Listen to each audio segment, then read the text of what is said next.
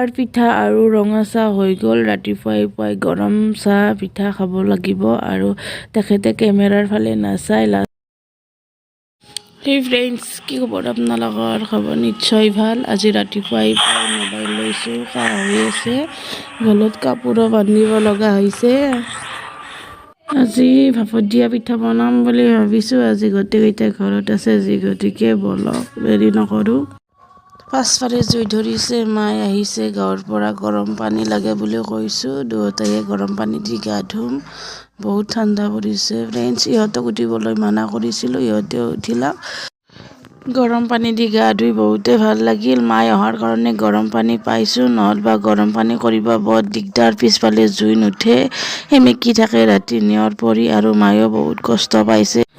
মায়েও আহি আমাৰ ঘৰত বহুতে কষ্ট পাইছে, কাৰণ বাকী ল'ৰা কেইজনে নাচায়। মাৰ ল'ৰা 6জন আৰু 2জন মানে চাই, লগতে আমি চাওঁ।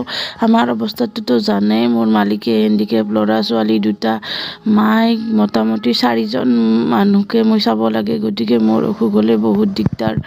কাহ চৰ্দি হৈছে, মানুহজনেও মোক অলপ হেল্প কৰি দিয়ে, নিদা নহয়।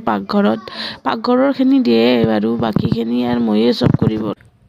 কুকাৰ পিঠা আৰু ৰঙা চাহ হৈ গ'ল। ৰাতিপুৱাই পুৱাই গৰম চাহ পিঠা খাব লাগিব আৰু তেখেতে কেমেৰাৰ ফালে নাচাই, লাজ কৰে। আৰু এই চাহখিনি মই মাক দি আহোঁ। মায়ে আছে, ৰ'দ পোৱাই আছে। গতিকে ভিডিঅ'টো যদি ভাল পালে লাইক, শ্বেয়াৰ, ছাবস্ক্ৰাইব কৰি দিব বুলি আশা কৰিলোঁ। Bye bye.